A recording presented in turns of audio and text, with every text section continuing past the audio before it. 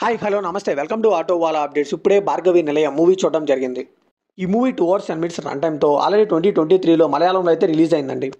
ఈ మూవీ అయితే అక్కడైతే ఆడలేదండి, జస్ట్ ఫ్లాప్ అయింది. అండ్ ఆ మూవీ కూడా 1964లో వచ్చిన భార్గవి నిలయం అనే దానికి ఒక వర్షన్ అంట. సో ఇంకా మన ఆహావుల గురించి తెలిసిందే కదా, మళ్ళీ భార్గవి నిలయం అని తీసుకొచ్చి మన తెలుగులో డబ్ చేసి వదిలారు.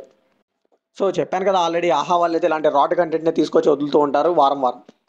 ఏదో హారర్ మూవీ అని స్టార్ట్ చేశానండి, అదే నా తప్పు అనుకుంటా. సో మూవీలో హారర్ కంటెంట్ కాదు కదా, ఏమీ లేదు. ఒక టెక్నికల్గా చెప్పడానికైతే ఒక వింటేజ్ సినిమాటోగ్రఫీ ఒక్కటే బాగుందండి, మిగతా అంతా కూడా డొల్ల అని చెప్పాలి. ల్యాగ్ అంటే ల్యాగ్ మామూలు కాదండి, ఓవర్ స్టెచ్ అని చెప్పాలి. ఇక మన సహనాన్ని టెస్ట్ పెట్టేస్తారు వీళ్ళైతే పక్కాగా. అట్లీస్ట్ ల్యాగ్ అయినా పర్లేదండి, తర్వాతనే ఏదైనా రివీల్ చేస్తారని నేను చూశాను, కానీ ఎక్కడా కూడా వాళ్ళైతే ఏమీ రివీల్ చేయలేదు. ఎక్కడో ఫస్ట్లో చెప్పిందానే తీసుకొచ్చి సాగదీసి మళ్ళీ ఇంటర్వెల్లో చెప్తారు. పోనీ ఇంటర్వెల్ తర్వాత స్క్రీన్ ప్లే కొద్దిగానే మారిద్ది అనుకున్నానండి, అస్సలు అంటే అస్సలు మారలేదు. ఏదో ఫ్లాష్ బ్యాక్ చూపించి హీరో ఏదో డిటెక్టివ్ టైప్లో ఏదో థ్రిల్లర్గా ఒక హారర్ లాగా ఏదో చూపిద్దాం అనుకున్నారు, కానీ అదైతే వర్కౌట్ అవ్వలేదు. టెక్నికల్గా మూవీ అయితే చాలా స్ట్రాంగ్ ఉంది, కాకపోతే మూవీలో కంటెంట్ లేకపోతే ఎవరూ సేవ్ చేయలేరు కదా. సో టెక్నికల్గా మూవీ ఎంత బాగున్నా కానీ మూవీలు నచ్చకపోతే మాత్రం జనాలకి ఆ టెక్నికల్ వర్క్ వాల్యూ కూడా పడిపోతుందండి. సో టెక్నికల్గా మూవీ బాగుంది, కానీ కంటెంట్ వైజ్గా చూసుకుంటే మాత్రం మూవీ అయితే నాకు నచ్చలేదు. ఈ మూవీలో ఫ్లాష్ బ్యాక్ ఎపిసోడ్లో కూడా విలన్గా చాకో గారిని తీసుకున్నారండి. అంతమంది ఆర్టిస్ట్ని పెట్టుకొని కూడా ఎందుకు వీళ్ళు యూజ్ చేసుకోలేదో నాకు అర్థం కావట్లేదు. ఈ మూవీని ఫ్యామిలీతో చూడొచ్చా అంటే ఎస్ చూడొచ్చు, అడల్ట్ కంటెంట్ ఏం లేదు. ఈ మూవీ బేసిక్ స్టోరీ ఏంటంటే, ఎప్పటి నుంచో ఒక బంగ్లాలో ఒక దెయ్యం అయితే ఉంటుందండి. సో అక్కడికి ఎక్కడి నుంచో ఒక రైటర్ వచ్చి కూర్చుంటారు, ఆయనే టొవినో థామస్ గారు.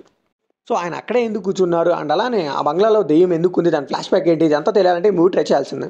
సో ఇంక ఈ మూవీలో ఏదన్నా పాజిటివ్ ఉందంటే అది మాత్రం టొవినో థామస్ గారు అండి. ఆయన పర్ఫార్మెన్స్ కూడా చాలా బాగుంది, బట్ ఈ మూవీ ల్యాగ్ అవ్వటం వల్ల ఆయన ప్రెజెన్స్ కూడా పెద్దగా వర్కౌట్ అవ్వలేదు.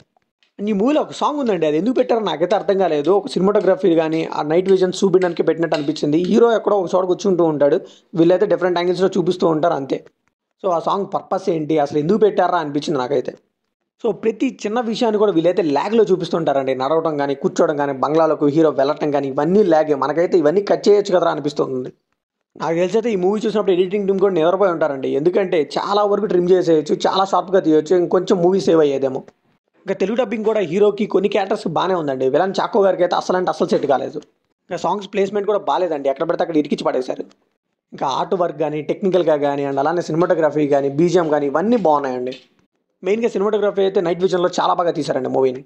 సో ఫైనల్గా ఈ మూవీకి మనం ఇచ్చే వర్డిక్ట్ ఏంటంటే ఓన్లీ ఫర్ విజువల్స్ అండి, కంటెంట్ అయితే ఏమీ లేదు. అయినా చూస్తామంటే మాత్రం మీ పేషెన్స్కి సవాలని చెప్పాలి. సో ఇది కంప్లీట్లీ నా ఒపీనియన్ మాత్రమే. మరి ఈ మూవీ మీకు ఎలా అనిపించిందో కమెంట్లో షేర్ చేసుకోండి, లైక్ చేయండి, షేర్ చేయండి, వెళ్ళే ముందు సబ్స్క్రైబ్ చేసుకోండి.